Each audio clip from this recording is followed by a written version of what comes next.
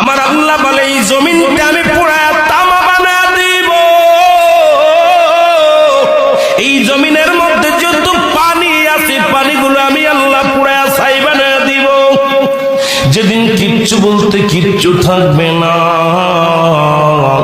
সেদিন থাকবে শুধু আমার আল্লাহ।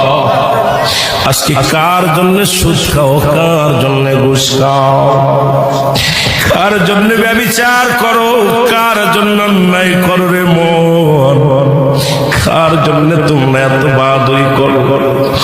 আরে আজকে একটা কথা বলতে গেলে কষ্ট হয়। এই জমিনটা আল্লাহ পুরায়া তামা বানায়া দিবে।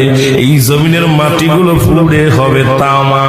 এই জমিনে যত পানি আছে পানিগুলো পুড়ে হবে ছাই। এই দুনিয়ার মধ্যে কিচ্ছু যেদিন থাকবে না, ওই তুরস্কের কত বাহাদুর, কত টাকাওয়ালা মিনিটের মধ্যে